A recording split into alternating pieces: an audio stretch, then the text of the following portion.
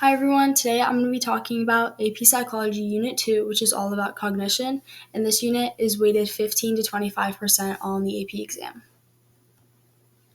Perception is influenced by whether a person relies more on bottom-up processing or top-down processing. Bottom-up is when our understanding is built from basic sensory information and works up to complete perception. This is seen when you're recognizing a new object and your brain has to figure out what it is. Top-down processing is when the brain uses existing knowledge to interpret new sensory information. This is like when you're reading a text with typos, but you're able to figure out what the words mean. Attention is the interaction of sensation and perception that is affected by internal and external processes. The cocktail party effect is the brain's ability to listen to one auditory stimulus while filtering out background noise.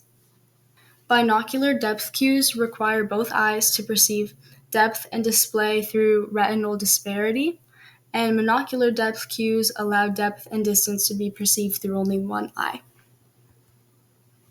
Heuristics are mental shortcuts that people use to make decisions. The availability heuristic is that we make decisions based on how easily examples come to mind. An example of this is that people are more likely to fear plane crashes than a car crash because plane crashes are on the news more than car crashes are. The representativeness heuristic is when our decisions are made according to prior stereotypes. The gambler's fallacy is when one believes that the probability of future events is influenced by past events. This is seen a lot in gambling when people are more likely to bet on black or red based on the results from before, even though it has absolutely no correlation.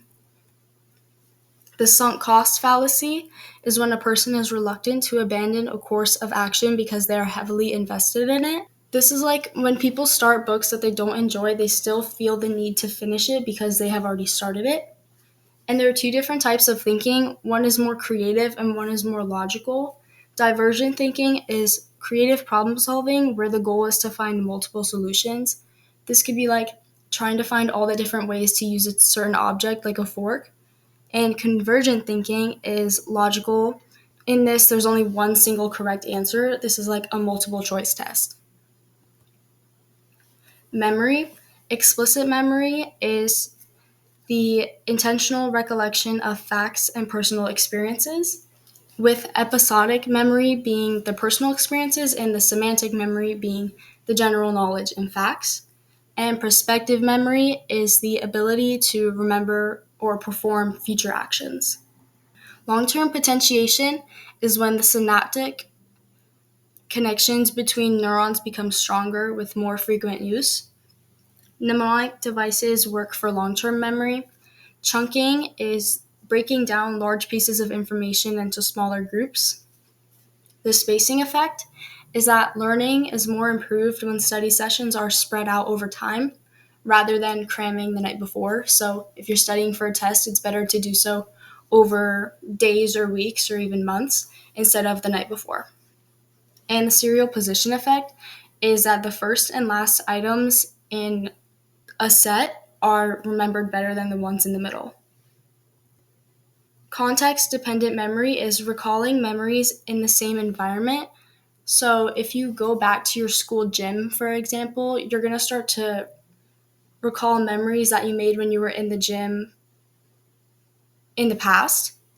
Mood congruent memory is that when you're sad, you're most likely to think of memories when you're sad, and when you're happy, you're going to think of memories that you made when you were happy.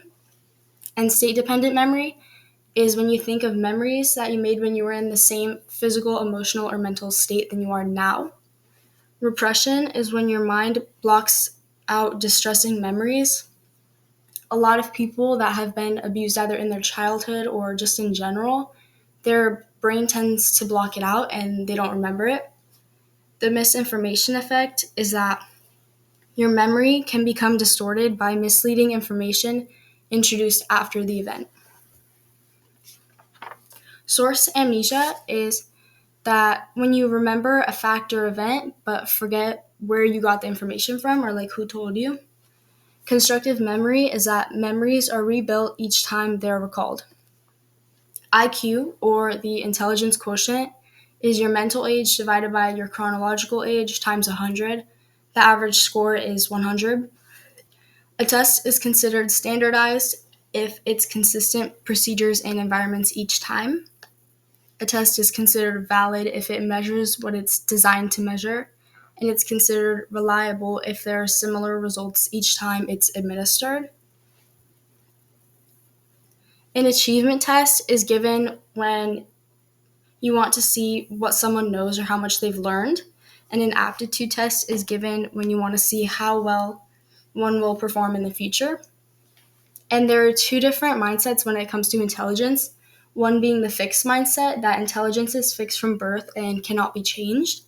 And the growth mindset is that intelligence is malleable from experience and can change over time. And that's it for Unit 2 of AP Psychology. If you have any questions, comment them down below, and I will put a link in the description going to my Quizlet with all the terms that you need for this unit. Thank you.